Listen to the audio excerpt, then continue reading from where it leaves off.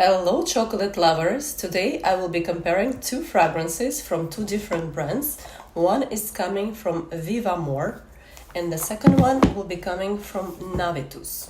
In fact, these two brands, they have the same ownership.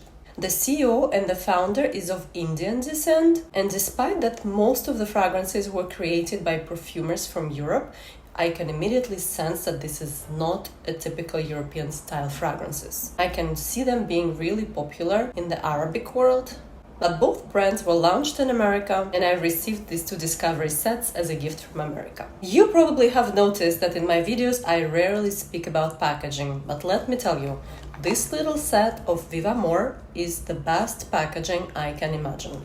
It's a really nice box with a very strong magnet opening, explanations for each perfume, and each fragrance is wrapped in its individual box. So I really love the packaging, just to say that. And the fragrance that I'll be reviewing today is called Choco Exclusif. And the second one will be from Navitus. Here we have the Navitus box, just for you to see how it looks. Same style descriptions and same style boxing. And here we will have the fragrance Chocolate Queen. So Chocolate Queen and Choco Exclusif, two different companies, same ownership. Let's go into little differences and similarities. I will put you the official descriptions on the screen, but if I have to describe the style of both fragrances with my own words, I would say take Häagen-Dazs ice cream, cookie dough and chocolate chips. Then take the ice cream with caramel, dulce leche, mix all these ice creams together, add some chocolate fudge on the top, pour it with some chocolate syrup, wait till it all melts and eat it. Is that the level of sweetness you like? With these fragrances, they will really test how much of a gourmand lover you are. The core, the DNA of the perfumes is actually the same. The way chocolate sounds in both perfumes is the same. However, the perfumes act a bit differently. When I spray Choco Exclusif on my hand, on my left hand, my first impression, it smells like a chocolate syrup of a diner.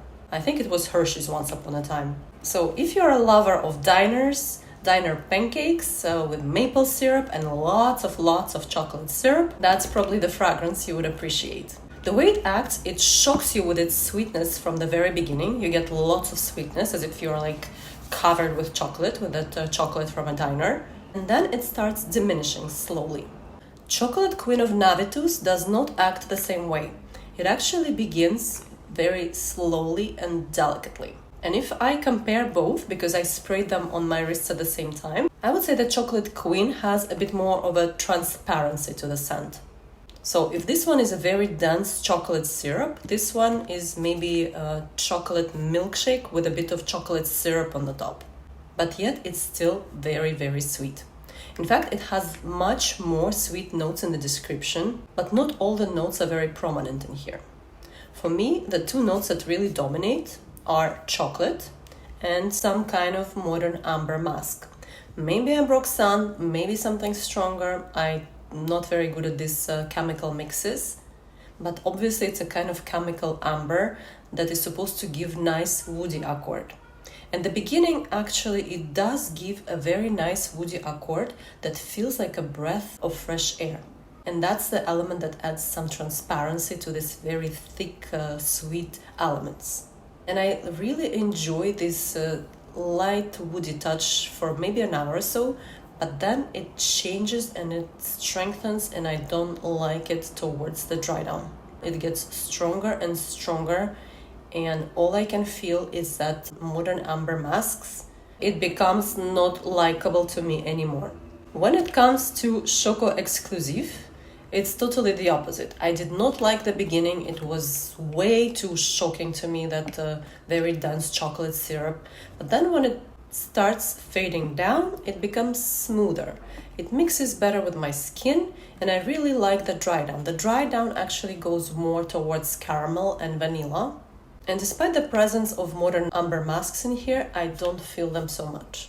If you look at the description of both fragrances, you might ask me, what about coffee in Choco Exclusif and hazelnut in Chocolate Queen? I'll tell you that. In any diner, you smell a bit of coffee, but it's not like the coffee is very strong in here while you're eating your pancakes covered with a lot of chocolate syrup and chocolate fudge, etc. The same when it comes to hazelnut. Chocolate Queen has a hazelnut more like a Nutella. When you eat Nutella, you feel more chocolate rather than hazelnuts, correct? So it's not something that you would recognize in here. The thing is that caramel, for example, is not mentioned in Choco Exclusif, but I really feel very prominent caramel note, especially at the dry down. And Chocolate Queen is a bit more interesting and more complex to my nose because that modern amber mask transforms at one point those sweet elements and takes my imagination into a floral world, where white florals are nectar-like, they're sweetened with honey, and of course they're still intertwined with lots of gourmand notes that you see. But I think that is due to those amber masks that they give me this floral fantasy in here. Although the idea of the creator was to add more of a woody touch, because these modern amber masks, they're supposed to be associated with sandalwood, cedarwood. To me, this woodiness is likable only at the beginning and not so much at the dry down. Overall, I would say that these fragrances are really similar. Either way, you will be taken into a sweet world of chocolate and all the flavors of ice creams like Ben & Jerry's and Haagen-Dazs. When I wear one of the two, I feel like I'm just covered in chocolate syrup and I have that sticky feeling. Despite that I do love gourmand fragrances, maybe I do have a certain limit that was breached in here.